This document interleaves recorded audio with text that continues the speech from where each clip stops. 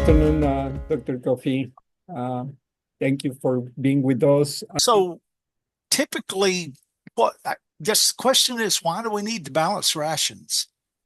And it comes down to there's no perfect feed stuff out there.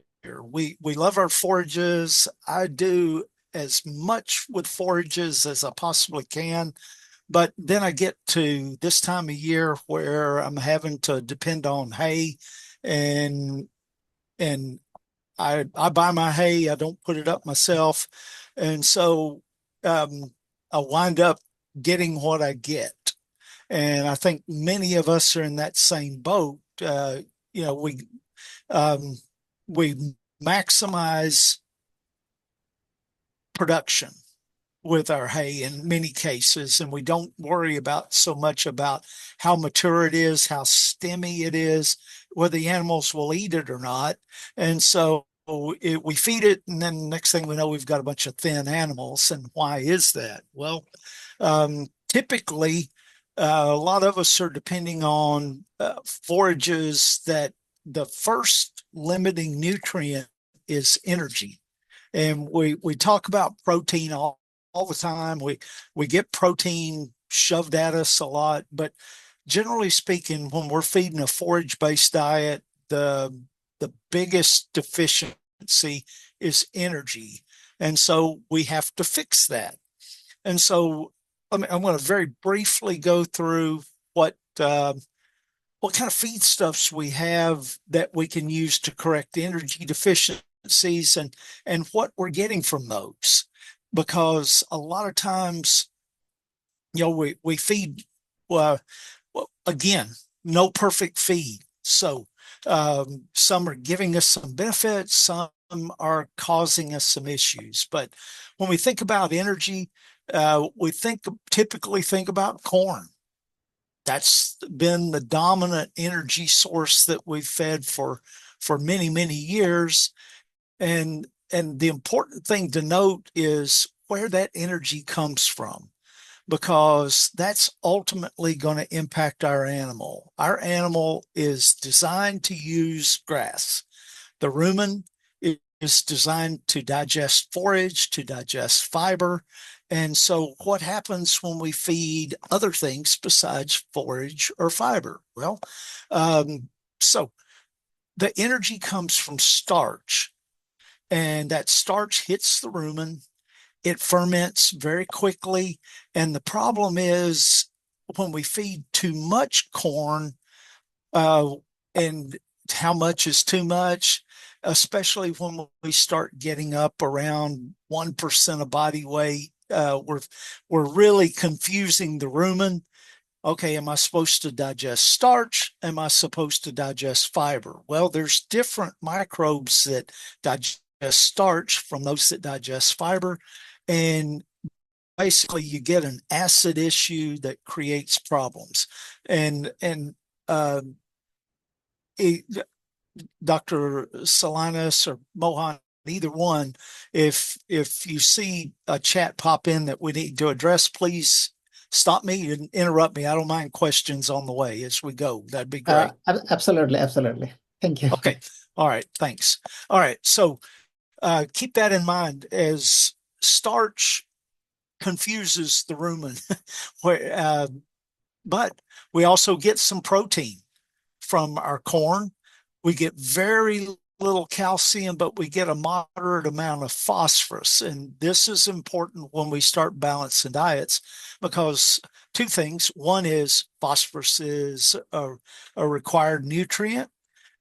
So it's good to get it from the corn, but is it too much? Does it cause an imbalance with the calcium in the diet? And so we'll talk more about that.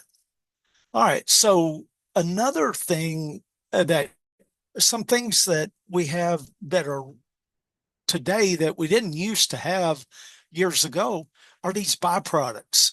And most feed companies are utilizing these to a large extent in their mixed feeds or commercial feeds. But we have a number of these that we can use, and we'll kind of just overview and then talk a little bit specific about those. But we have corn byproducts. We have distillers grains, what's left over after they make ethanol. We have corn gluten feed available. That's what's left over after we pull out the starch to make high fructose corn syrup. We have wheat byproducts, wheat middlings, numerous others that are byproducts of making flour. Then we have some rice byproducts. Typically, like rice bran is used a lot in some special horse feeds. It's used a lot in pet foods, and so typically the price of rice bran doesn't really lend it to be put into our ruminant diets and our commercial operations. So it's but one to really avoid is rice mill feed. If you ever see that and you get a good deal on it, walk away because it's a mix of rice bran and rice hulls. Rice hulls are not digestible. They basically fill up the gut. It's not a good feed at all. So stay away from that one. Beet pulp, something the show people like, makes your animals look nice and full. Very expensive for what you get. Another one that's really interesting is soybean hulls. Now, these are the outer seed coating on soybeans themselves. It's not a bunch of trash that comes with it. It's there's a real thin seed coating on the outside of soybeans that gets popped off. They're very lightweight, fluffy. Today, fortunately, most soybean hulls we can find are pelleted, so that prevents all the dust issues. But soybean hulls is high in fiber. And another fun part about soybean hulls compared with these others is that soybean hulls, the way it's classified as a feedstuff, it is classified as a roughage source. And by receiving that classification, you can legally feed soybean hulls on to grass-fed cattle, to grass-fed sheep. You can legally feed that and still call them grass-fed, which is helpful because they're a good energy source for us. All right. Now, the fun part about the byproduct feeds is most of the starch is pulled out because that's what we want, humans. We want it for ethanol. We want it for high fructose corn syrup. We want it for other things. And so we're trying to extract all that starch out if possible. And what that does is that leaves a high fiber byproduct because corn has 70-80% starch. So when you take out that starch, you concentrate everything else. So because of that low starch, you have less negative interactions in the rumen as we have to feed more. So we're feeding fiber to an animal that's designed to eat fiber to a microbial population in the rumen that is designed to use fiber. And so it's more of a complement rather than a distraction like feeding the starch is. The fun part too is the fiber is highly digestible. A lot of that fiber that we get, like a lot of hay I get, is Johnson grass. All right. And it's pretty stemmy. Well, those stems have very, very low digestibility. The fiber in this stuff is highly digestible because it's the outer seed coat on these grains. And the outer seed coat is meant to degrade quickly so that seed can germinate. So it works well. They get a lot of energy from it because they can digest it. Now, one point is we can go and we'll look a little bit here when we start balancing diets. We'll look, and the book has all these energy values, percent TDN or total digestible nutrients. So the the book values all are usually lower than corn. Sometimes they're above it, but they're usually lower. But in a practical feeding situation where you're using it as a supplement, animal performance is going to be very similar to what it would be from a grain product. Uh, so actually, we could actually go in and just manually increase the energy value of those to help us balance. All right, here's Dr. here's Coffey, what I'm. Yeah. there is one question in the chat box. Okay. So I have heard that only calcium to phosphorus ratio is possible to correct, and large quantity of phosphorus will cause a problem, regardless of the amount of calcium added. Is that right? If so, how much is too much to balance? Okay. All right. We'll get to that, but as I understand the question, to calcium, it's about calcium to phosphorus ratio, and I generally tried for a 1.5 calcium to 1 phosphorus. That's kind of the minimum that I shoot for. I don't like going less than that. It can create some problems with utilization of those minerals. They can precipitate out in the urinary tract, cause kidney stones. So it's good to keep a 1.5 to 1. How high can you go? Uh, that's variable. No more than a 4 to 1, I think, is safe. Went back in the day when I was taking a lot of these classes, they said up to a 7 to 1, but I mentioned that to one of my colleagues who's a minerals expert, and she cringed. So feel like probably a 4 to 1 calcium to phosphorus ratio is about as high as you want to go. Does that? Dr. Coffey, do you mind if I rephrase the question? Okay, please do. Yeah. I think, and I could be wrong, Dana, but I think what she's asking is there too much, like say grams of or milligrams of phosphorus that cannot be balanced out? Is there a certain amount where you get to a point that adding calcium will no longer balance that ratio if they get too much phosphorus?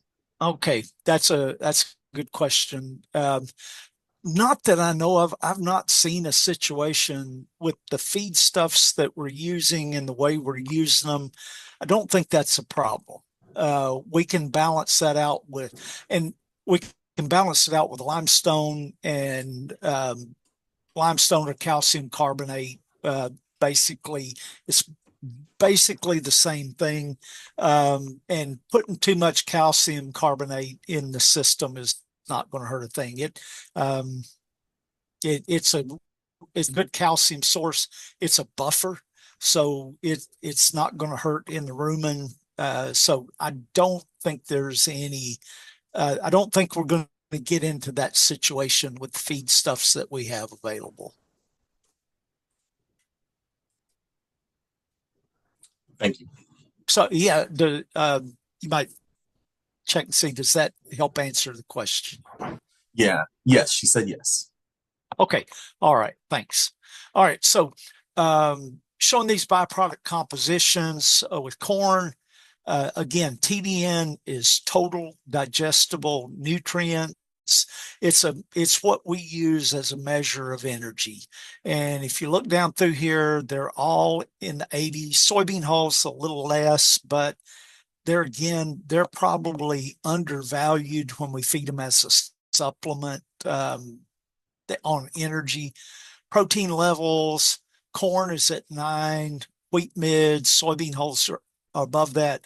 Distillers book value, and this will vary which book you look in, but they're going to be in the high 20s to low 30% protein. Corn gluten's going to be 22 to 25% protein. But the grain byproducts, notice they're all low in calcium and much, much higher in phosphorus. And so from one standpoint, that's good because, hey, phosphorus is what jacks up the price in our commercial mineral. So we don't have to, we can buy the lower phosphorus mineral supplement for our animals and spend less money on that because we're getting it from the byproduct feed.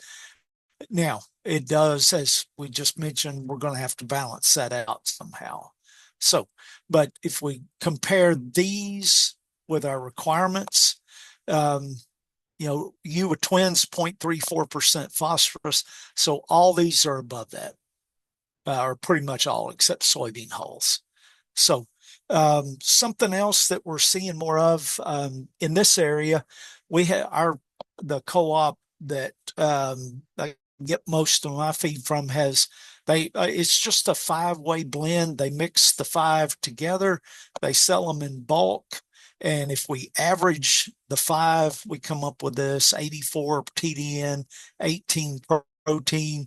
They guarantee it at 15 protein or 14 protein so that they can flip these around depending on cost. But it's still, these blends have a lot to offer because they moderate a little bit of this high phosphorus.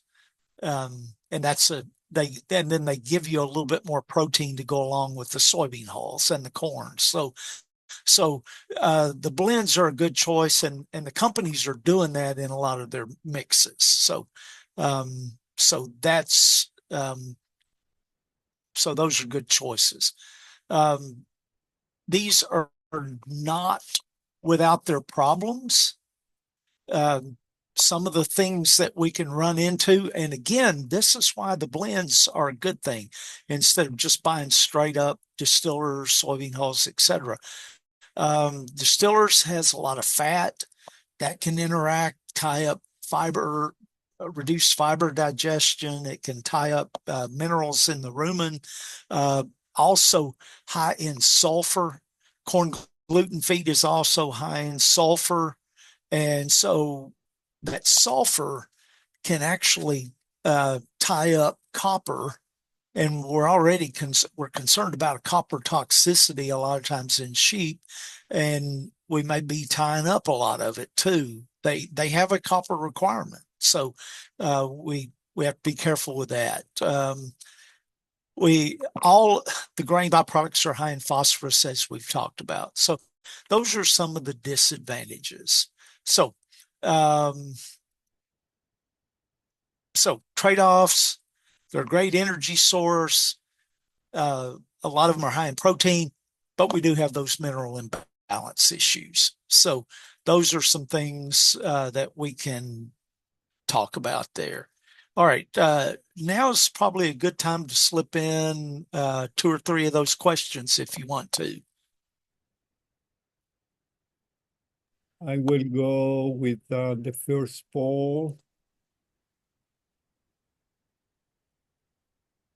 I think it's this one. What is the most logical? Oh, I'm sorry. Let's skip that one first. Let's skip that one. Okay. I'm sorry. My bad. Okay. Let me go for the second. This one? Sorry, most of mine are about balancing. I think the 4th or 5th one that I had down there would be one that kind of goes back over what we just talked about. My bad. I was thinking I'm focused on ration balancing. Sorry.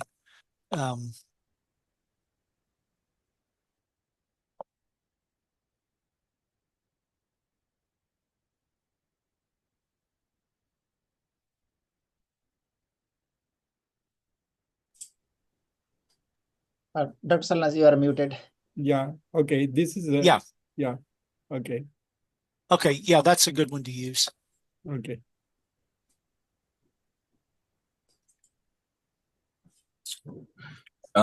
Just because I think it's better to go ahead and do it real quick while you guys are answering this question, so that you don't leave before we do this at the end of the meeting.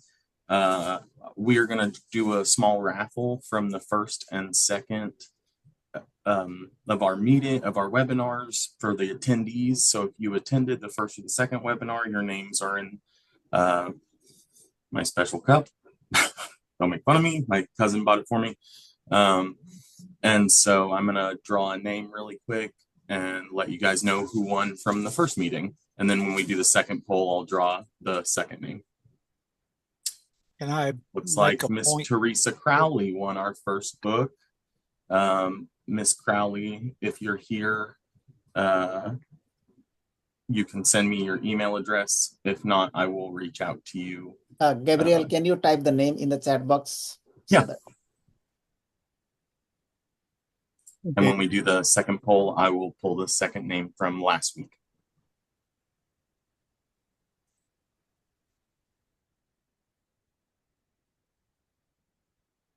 Okay. I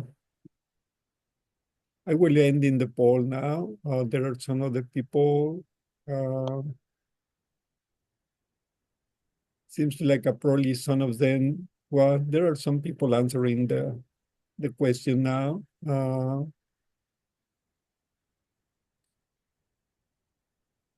Yeah, the question is, which of the following will be logical sources to use to correct an energy deficiency? Corn, distilled grains, corn gluten feed, or soybean hulls? I had an all of the above in there as an option. I had an all of these are. Okay. Over there are the results. Okay. So like a 50% said corn, 13% distilled grains, 13% corn gluten feed, and 25 soybean hulls. So you say that could be any of those. Yeah, it can, any of these are good choices, and a lot depends on what what specifically is wrong with your forage. In most cases, it's energy, but when we feed distillers or corn gluten feed, we get a lot of extra protein. So that can be, in that case, if we're feeding a hay that has 8% protein and we need 12, 13% protein in the diet, then with corn, we're going to have to come back with soybean meal or something to get the protein, where with the distillers, we don't have to do that. Soybean hulls are lower in protein, but these three here don't upset the rumen as much when we have to go to higher levels. And, sometimes, like when we're trying to balance for a lactating ewe or a lactating goat, one that's nursing twins, that's producing a lot of milk, we need a lot of energy, but we also need the protein. So when we put a lot of energy in the form of corn, that can cause those animals to eat less hay because of the confusion in the rumen, the acidity in the rumen. So with that, when we're feeding higher levels, these byproducts work much better. It's the issue. So just pointing that out. Okay. Are there any other questions about the feedstuffs before we jump into actually doing some ration balancing? We don't have questions right now, but if there would be anything, then I will stop. Okay. All right. Thanks. All right. So what I'd like to do now is to go through. I've got a handout. I know y'all have it, Mohan, and I'm sure you can make it. Can you make it available to the people on the chat? Sure. Okay, or on the, all right, so good. On this, start out, there's lots of ways to balance in diets. The old-fashioned, what's called the Pearson square, where like if we want to find a 20% protein feed and we're using corn and soybean meal, we can go through the math, set it up in this square, and actually determine how much of each, what blend of corn and soybean meal it'll take to make us a 20% protein supplement. Pretty easy to use. The directions are in there. The issue is that's just protein when we're done. And then it doesn't help us at all with phosphorus. It doesn't, sorry. It doesn't help us at all with energy. So that to me is somewhat limited, especially because today we have spreadsheets out there that we can play around with, and with a little bit of trial and error, we can actually come up with different diets. And when we're done, we know we have a much better idea, at least, how much energy, how much protein, how much calcium, how much phosphorus we're actually adding to the diet. And so it's pretty straightforward to use. And the one I've used a number of times is at this website. It's University of Maryland Extension. Somebody keeps wanting to call me, sorry, and it's coming through my computer. Sorry about that, people. But all right, so we have a website, this www.sheepandgoats.com spreadsheets, and I'm going to just go from there from the start, so that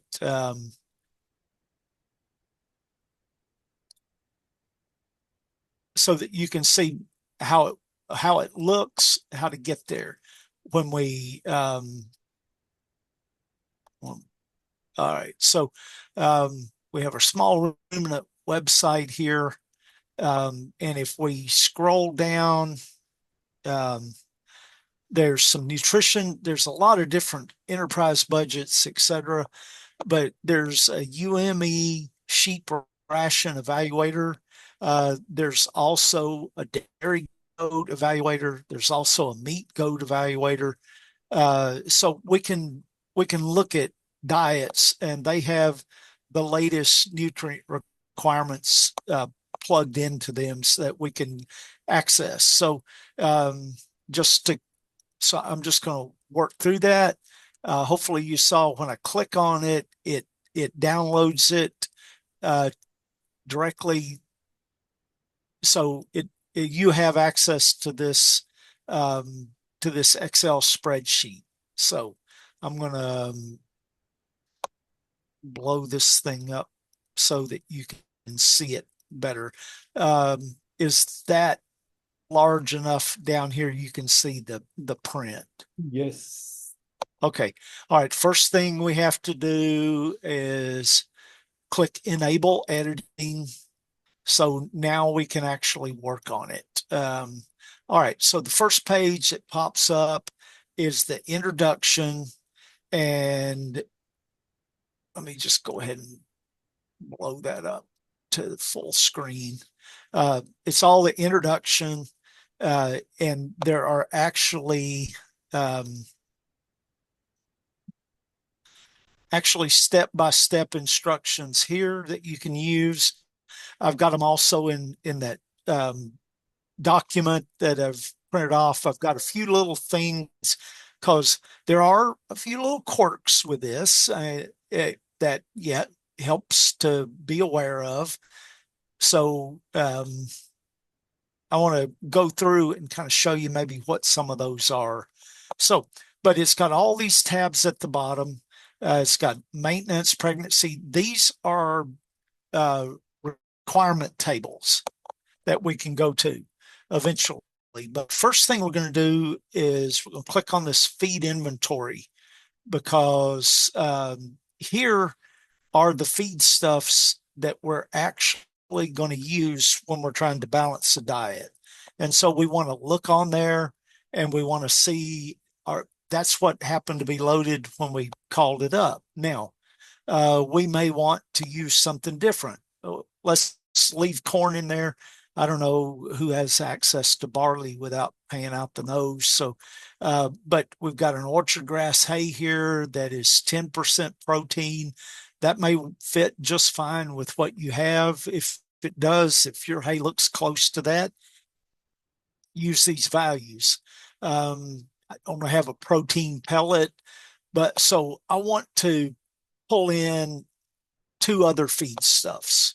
Let's say I want to pull in distiller's grains and I want to pull in soybean hulls. So to do that, I'm going to try to move this up just a little bit to get it. Okay, there's a purple tab here. It says worksheet. There's this red tab that's kind of hidden by my screen sharing deal. Says feedstuffs. So if I click on that, it gets me to feed composition tables where Susan Shenian has plugged in a bunch of book values for these different feedstuffs. So we have some grains here. We have some protein supplements here. If we scroll down, we get into some hays, and you can plug in your own hay in here. Have silages, and then we have these byproducts we talked about, and I want to use distiller's grains, and so I want to copy all but this white cell to the right, because that's a calculated formula. It won't let you copy that. So I've highlighted it. I'm going to copy that, and I'm going to go back to my feed inventory tab, and I'm going to paste it over this protein pellet. Now, here's what happens. This is the weird thing. I don't know why it's this way, but notice these numbers just went out the roof because it's formatted. It's not copying and pasting it right. So, and this is why I wanted to show it to you. One of the quirks. So here we just simply need to go in and punch in 91%, 90% TDN. This is 29% protein, so punch in 29. Oops, that I messed up, sorry. 29 on the protein. Now, calcium, we have to be a little careful. It says 15%, but moving the decimal place over 2 spots, that's 0.15. So we have to enter it as 0.15% to get it to work right. Phosphorus in these book value, it's 0.78%. So that gets our values in there right. And I want to go back to the feed composition, and I'll just copy soybean hulls just in case we have time to mess with those. We may not, but I'm going to copy it and paste it over here in the feed inventory tab. All right. Instead of complete feed, now we've got some soybean hulls. And again, do the same thing. 90% dry matter, 77% TDN, 12% protein on this thing, 0.55% calcium, 0.17% phosphorus, and now we're ready to go. So, all right, so when we decide what we're going to balance for, we go to this purple worksheet tab, and we can pick requirements we can balance for maintenance, and you can just copy and paste the requirements in here. So a lot of us might be, I guess I'm fortunate enough right now. We've actually got ewes that are lambing right now. So for me, I would want to look at the lactation, but a lot of people are going to be in late gestation. So is there any quick response on which one you would like to work with? Or do you want me to just pick one and go?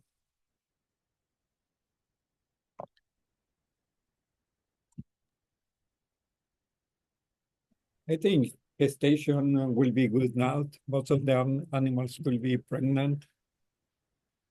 Okay, yeah, gestation? Yep.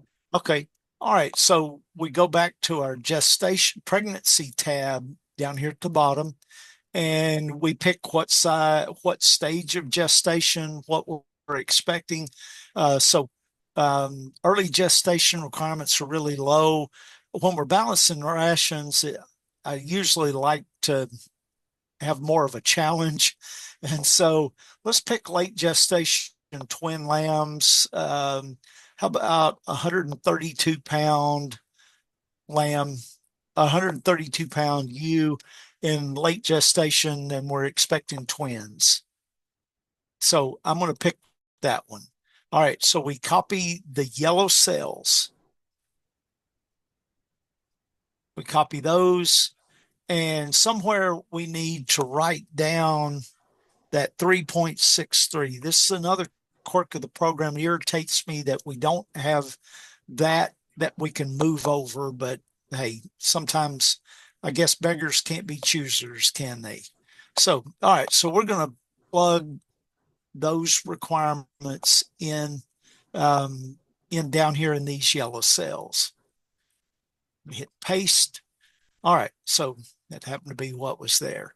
All right, so these are the requirements we're shooting for, and we're shooting for a dry matter intake of 3.63 pounds. So first thing we want to do is let's just zero everything out, because based on what was in here. All right, so now we have a dry matter intake of 3.63 pounds, and the logical thing to do is start with our hay and see how good a job it's doing. So start with the cheapest ingredient, which is generally going to be our hay. So now we're shooting for that, again, that dry matter intake over here was 3.63 for that 132 pound ewe. So go back to our worksheet. So that was dry matter. This is as fed. So we just start somewhere. All right, 3.6. Why don't I start at 4 pounds as fed and see where we end up? Well, I started at 4 just to pick a number, and that gets us 3.52. So, hey, we're not quite feeding that ewe all she needs, all that she's estimated to eat of this forage. So we have to increase it. At this point, we're close, so we can go in simple increments. Hey, how about 4.1? Well, that got us really close. I mean, we can get even closer. 4.11, 4.1. Yeah. Sorry to interrupt. Do you mind if I ask a quick question? Please. We had a question in the chat. I hope it won't throw you off too much. No, not a problem. So she asked, in the dairy world, we hear a lot about correcting an inversion of protein and butter fat based on milk testing results, supposedly is a symptom of acidosis by tweaking feed. How do you go about correcting a symptom of acidosis in an already balanced feed? Is it as simple as adding calcium carbonate? There's or is that something you'd like to come back to? No, it's a good time, Gabe. Okay. That's a good question. It's kind of a tough question. You're getting into buffers. The limestone / calcium carbonate would be a good choice to balance it out more. But you said a balanced feed, but what I'm guessing is that's a feed that you're purchasing from your feed company. That Right. is an 18% protein dairy feed or something like that. All right. A lot of those these days are using more byproduct feeds, so it helps. But yeah, if you've got too much acid, calcium carbonate is probably a good choice to use. Another buffer to use is that a lot of dairies use in the dairy cow world is magnesium oxide. The problem with that is it's also a really good laxative, and so your goats are going to get really loose. So the calcium carbonate is probably a much better choice. And watching the ratios. Hopefully on the bag, they'll give you a weasel clause of not less than X amount of calcium, not less than X amount of phosphorus, and you test your hay and you can come up with a ratio and stay in 2 to 1, 2.5 to 1 on the calcium phosphorus, and that should help provide quite a bit of buffer for those for your rumen. Awesome. Thank you.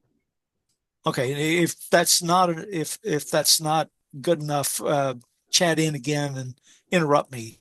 I don't care. Interruptions don't bother me. Okay. Thank you. I'm scattered enough as it is, so it doesn't really matter.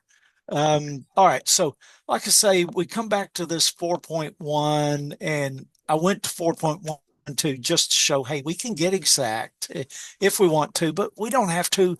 We walk out in the field, in your fields right now, and you look at your animals, and they're all eating the same thing, but yet here's some that look pretty fat, here's some that look pretty thin, and that's just normal. So we shoot for an average here, and maybe sort and adjust as needed. But I'm going to leave that 4.1, or I might go ahead and I want to make it 4.2 just for the fun of it.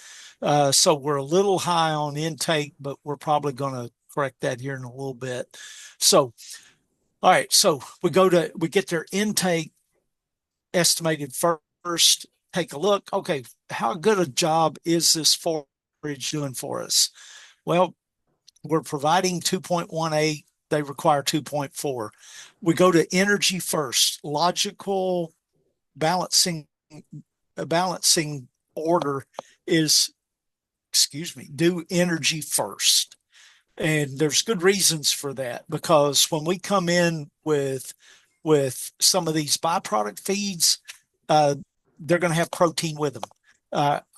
All of our energy sources are going to have, pretty much except for fat, are going to have some protein with them, and they're going to help with this balance. That's one reason. Energy sources are cheaper than protein sources is another main reason. So we go to energy first, and then we go to protein, then we go to phosphorus, and I'll talk more about that here in a minute. So now we have intake, how much they're supposed to eat. We need to figure out how much energy is it going to take to correct this deficiency. Now, we can actually do the math and sit here and figure we're deficient this much, what's the difference in our sources, and calculate it. But it's just as easy to just go trial and error. So I want to go ahead and use distillers grains. Well, I'll tell you what, let's go ahead and use corn, because our feed has enough protein. We may be all right on protein. So let's go with corn, and we're gonna substitute in a little bit of corn and pull out hay so that we keep our intake the same. And so just something easy to do, 4 pounds and 0.2 pounds of corn just to see what it does. Well, it really didn't make much of a difference. So we're going to have to get a little more excited. Let's say 3.5 of hay, reduce it, and put that same amount of corn back. So we're at 0.7 pounds of corn. Now we're getting close. We'll still need a little bit more corn. So let's add another tenth, take that off of hay. And we're really close here on TDN. And the fun part is we're also right on the money on protein. So in this case, we could feed 0.8 of a pound of corn and 3.4 pounds of this orchard grass hay. And we've taken care of our energy, and we've taken care of our protein. So, hey, we're good there. All right. So then next step is we go to phosphorus. We skip over calcium. Reasons for that are, one is phosphorus is expensive. Ground limestone, calcium carbonate are much, much less expensive mineral supplements. So we don't have to worry so much about them. Then also, our phosphorus sources that we would use if we have a phosphorus deficiency are also contain calcium, like dicalcium phosphate, monocalcium phosphate. We have ground limestone that has no phosphorus in it, basically. So those are two good reasons for using the phosphorus first, is cost and availability of sources. All right, so we look at it, hey, we actually are providing more phosphorus than we need, so check, we're done with that. All right, so now two things to look at as far as calcium is concerned. One, are we meeting the requirement? But two, what is the calcium phosphorus ratio? So we could put in, and I don't have a source here, so I'm going to have to go back now that I know I need some calcium. I'm going to go to my sorry about that. I'm going to go to my feed inventory, and I'm going to look down, and I'm going to find ground limestone. And this one's really going to look funny when we move it in there. So I'm just going to plug in the 34% calcium and the 98% dry matter because it has no energy, no protein. So I'm going to go back to this feed inventory, and we're not going to use alfalfa hay. So I'm going to put in limestone. I can just type it in. It's 98% dry matter. It has 0 TDN, 0 protein, and the calcium is 34%. 0 phosphorus. I mean, it had 0.2, but that's okay. We can put it in 0.02 to get rid of that nasty problem there. So, all right. So let's go back. Here we've got limestone we can use. Now, again, it's not going to take much limestone to correct the calcium deficiency, but it's going to take a lot to get this ratio at 1.5 to 1. So let's focus on that. And so again, it's very small amounts. So just to show you what can happen, let's put in 1/10 of a pound for that U and look at what happens. I mean, we went way over, and now the ratio is 3.3 to 1. So it takes very little. So I'm going to, how about if I go 0.01? Well, 0.01 pounds made a big difference there. So going in small increments, 0.02 got us pretty close to that calcium phosphorus ratio where, wow, I'm sorry, we're still deficient in calcium. So,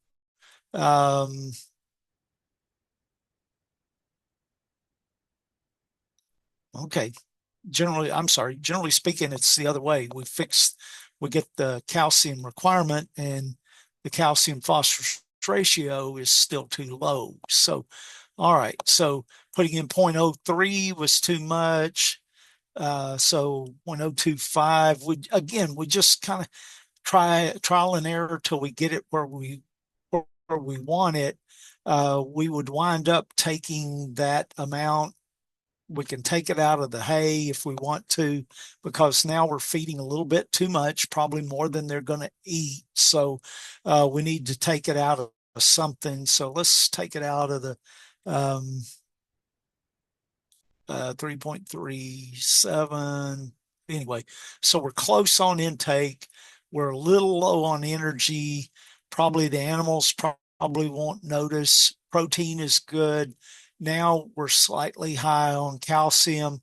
We have that 1.6 to 1 calcium phosphorus ratio. So as far as practically feeding, boom, we're done.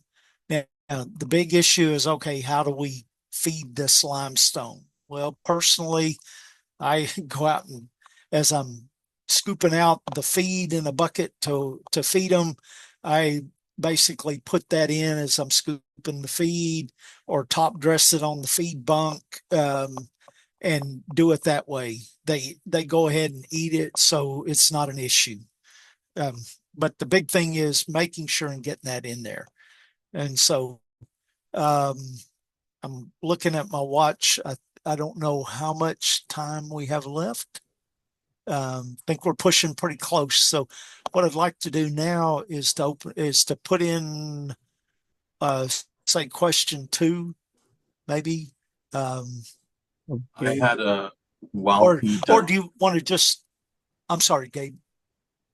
What'd you say? No, you go ahead. If we have chat questions, that would be important to answer. We do have one. Okay. How would we determine how much forage, grass, and hay a ewe would be consuming daily, assuming their weight, body score stays steady? How would we determine how much how to balance? We can't rely on them. They lie at feed time. Okay. Do you think that was Sorry. already answered? You kind of cut out on me a little bit there, but I think the question was about how much hay, how do we know how much hay they're going to eat? I wished I could answer that one. We don't, and that is an issue. The big thing what you can do is estimate weights of your bales and how many bales are you putting out there, how fast are they eating it. You can get an idea, but their small ruminants are going to waste a lot of it. So, we've done a lot of research trials. I've looked at these requirements and thought, oh man, there's no way those animals are going to eat that much. And then they wind up eating about what those requirements show. So during pregnancy, and I'm going to skip back to that, here's dry matter intakes. The animals seem to be hitting pretty close to those in cases where I've looked. And so, as I was mentioning earlier, this I need to emphasize it more. This is a starting point. This gets you an idea of if they're going to eat this much hay, here's how much feed I need to feed. And then nothing takes the place of watching your animals and seeing, are they getting thinner? Are they losing weight? Well, especially prior to, since we're working in gestating animals, them losing a lot of weight in late gestation is formula for ketosis. So we want to be real careful there to not let them lose so much weight. So again, watching your animals, putting your hand on their backbone, see if it's sharp, looking at body condition, scoring those animals, and increase the amount of supplement if you need to, because it may be they're not going to eat as much hay as they should. So this is the starting point. The rest comes down to just watching your animals and adjusting as needed. Dr. Sorry. Coffey, do you want to give feedback from the question that I launched? Okay, what's the most logical order for balancing nutrient requirements? Energy, protein, phosphorus, calcium phosphorus ratio. That's the correct answer. Again, a lot of people went calcium, then phosphorus. And the reason we don't do that, the two reasons: phosphorus sources are more expensive. So we want to hit phosphorus on the nose and not overfeed it. It's costing us more money. And also, when we balance for phosphorus, we're also going to be adding calcium back. And so if we go calcium first and then phosphorus, and we have to use a phosphorus source, we're going to be adding even more calcium. So it's better to go phosphorus first, then calcium, and then look at that calcium phosphorus ratio to make sure above that 1.5 to 1. Okay, and the other question is, why is important to balance for energy before than protein? And the people is answering now the question. While you guys are answering that question, I'm going to go ahead and draw the name for last week's raffle. So, Okay, go ahead.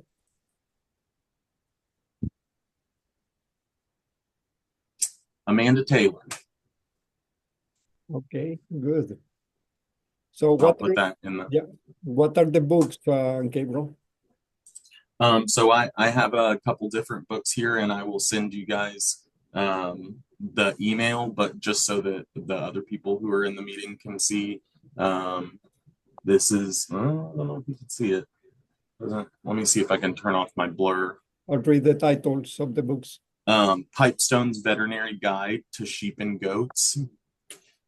Story's Guide to Raising Meat Goats. Raising Animals for Fiber. And Butchering Guide for Poultry, Rabbits, Lamb, Goat, and Pork. Okay, do you want to give feedback for this, Dr. Coffey, please? Yeah, unfortunately, this is another one I had. All of these answers are correct. Because Great, nobody got it wrong then. What's that? Yeah. I said nobody got it wrong then. We missed option 4 or option D. All of these are right. Many of our energy sources also contain protein, all except fat has protein with it. And as we saw with the corn, even corn balanced our protein in this case. Distillers, soy hulls, corn gluten all have more protein. Our protein sources are high in energy also. Soybean meal and corn basically have the same TDN. So you feed soybean meal, substitute it for corn, you don't give up any energy. Okay, protein supplements generally cost more than energy supplements. Right now, or back about a month ago, I checked commodity prices on corn and soybean meal. Soybean meal is about 2.5 times as expensive as corn. So we balance for energy first, and then by going back and substituting for filling in what we need protein, we're saving a lot of money on our diets than if we went straight to protein first. And we can still accomplish the exact same thing, but much cheaper. Okay, so that's why. I think we are on time, Dr. Coffey. Seems like we should have another class to go through other like a lactation or other animals diet balancing. But I think it's so interesting. So the people is giving you thank you, and so for sure there will be questions. Probably we can follow up those questions to you, and we appreciate very much your time. Was awesome class. Yeah. Well, I'm glad to do it. Glad to help when I can. I know some of it gets a little confusing, but I mean, for lactation, the big thing to watch out for would be putting too much corn in. Look, are you above 1% of body weight? That's going to create some issues in the rumen. Otherwise, that's why we use a lot of the distillers and the blends, corn gluten, soy hulls, because it causes less disruption in the rumen, and that would help our use milk better, have high butter fat, etc., because there's more fiber there. Okay. And as we had a lot of people all this time, because Dr. Coffey is a key speaker, so probably, Gabe, you can make a raffle of 2 books next week for the people that participate in this one. Yeah. Dr. Coffey, thank you so much for your presence for today. We have a record number of people attended, like 40 people, and every time we have your talk, there will be always new things coming up, and every time it refreshes our whatever we have. So thank you so much. Well, like I said, glad to do it. Appreciate y'all asking me. It's fun to go through this stuff, And Sure. so again, I'm glad to do it. Glad to help. Sure. Thank you so much. So Okay, well, everybody, thank you and have a good week. See you next Monday. Thanks, guys.